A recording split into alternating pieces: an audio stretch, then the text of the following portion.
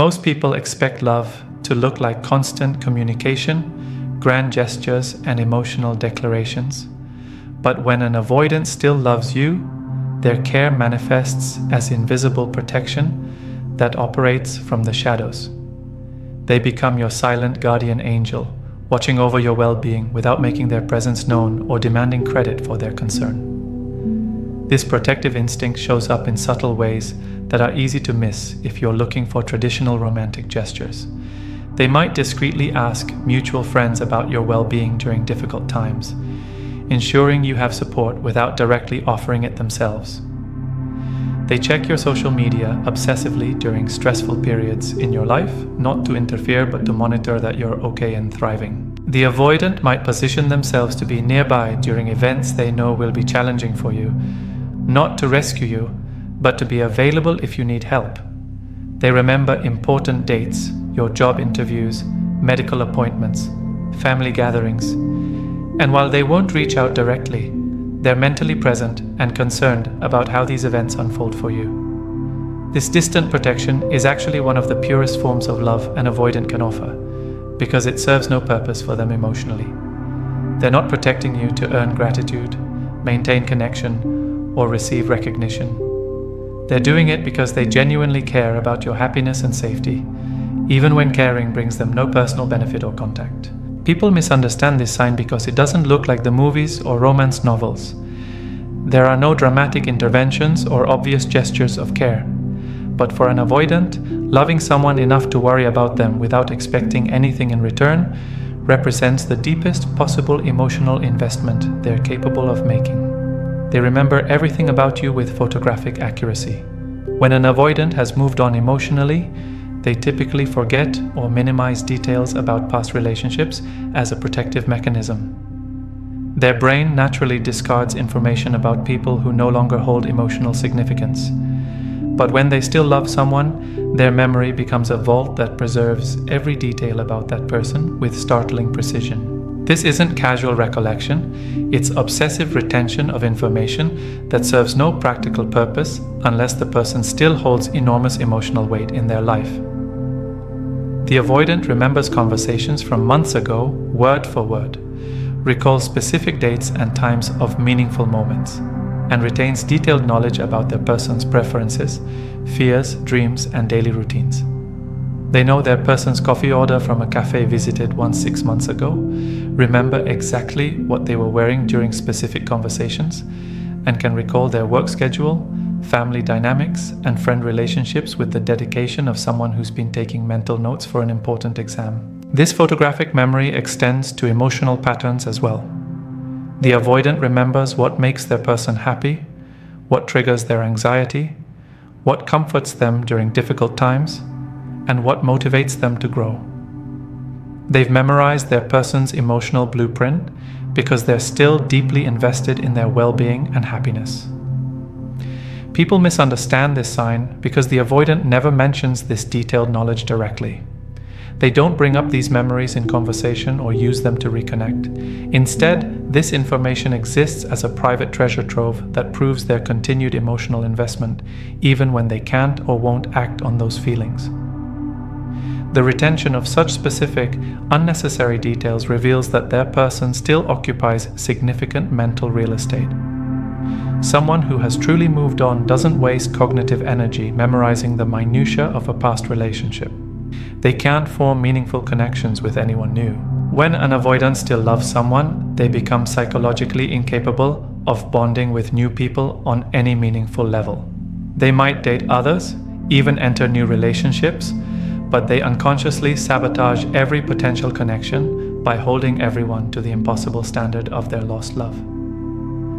This isn't conscious comparison, it's an automatic psychological process where their heart remains unavailable because it's still occupied by someone else.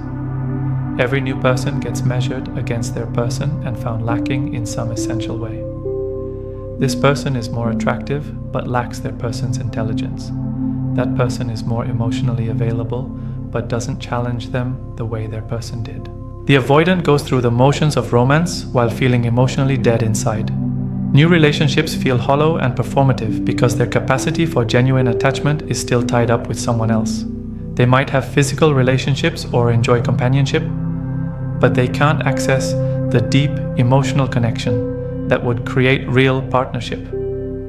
New partners often sense this unavailability and comment that the avoidant seems distant or disconnected, not realizing they're trying to love someone whose heart belongs to another. The avoidant wants to feel something for these new people, but discovers that feelings can't be forced when love is already invested elsewhere. People misunderstand this sign because the avoidant appears to be moving on by dating others. The surface behavior suggests they're available and seeking new love, but the emotional reality is that they're comparing everyone to someone they can't forget. Their inability to truly connect with anyone new reveals that their heart is still occupied by their lost love. This pattern can continue for years, with the avoidant cycling through relationships that never go deep because they're emotionally unavailable for genuine partnership. Their continued love for their person acts like a psychological block that prevents them from forming new attachments. They find ways to stay peripherally connected to your life. When an avoidant still loves someone but can't directly pursue them, they become masters of maintaining peripheral connection through mutual friends, social media, and shared spaces. This isn't accidental. It's a deliberate strategy to remain loosely tethered to their person's life without the vulnerability of direct contact. They cultivate friendships with people who are close to their person, not to gather intelligence, but to maintain some thread of connection to their world. They attend events and visit places where they might encounter their person, timing their presence to maximize the possibility of casual contact. They remain active in social circles that overlap with their person's life. The avoidant becomes strategically social in ways that keep them visible in their person's periphery. They volunteer for group activities they know their person will attend, maintain relationships with mutual friends who might mention them in conversation, and position themselves to be part of the same social ecosystem. This peripheral connection serves multiple purposes. It allows them to monitor their person's well-being from a distance, creates opportunities for natural encounters that don't require vulnerable outreach, and maintains their presence in their person's awareness without seeming desperate or pursuing. They might like their person's social media posts occasionally, just enough to remain visible without seeming stalky. They remember their person's interests and engage with related content that might show up in their person's feed. They maintain a ghostly presence that's noticeable to someone who's paying attention, but subtle enough to maintain plausible deniability. People misunderstand this sign because it can seem manipulative or calculating. But for the avoidant, this peripheral connection represents the safest way they can remain close to someone they love without risking the vulnerability of direct pursuit. It's their compromise between the desire to stay connected and the fear of rejection or overwhelm. The deeper truth about avoidant love. The biggest misunderstanding about avoidant love is the assumption that emotional distance equals lack of feeling. In reality, avoidants often love more deeply than they can express, care more intensely than they can show, and feel more profoundly than they can communicate. Their emotional withdrawal isn't evidence of indifference. It's often proof of how much they care and how terrified they are of that caring. When an avoidant still loves someone, that love doesn't disappear just because they can't express it traditionally. Instead, it goes underground, manifesting in protective behaviors, obsessive memory retention, inability to bond with others, and strategic positioning to remain connected from a safe distance.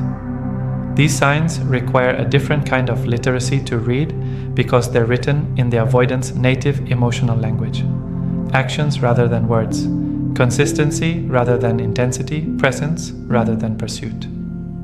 Understanding these signs doesn't mean accepting poor treatment or waiting indefinitely for someone to become emotionally available. It simply means recognizing that avoidant love exists even when it doesn't look like the love you might prefer to receive. The tragedy of avoidant love is that it's often the deepest and most genuine emotion they're capable of feeling, but it's expressed in ways that are so subtle and indirect that it's frequently missed or misinterpreted by the people they care about most.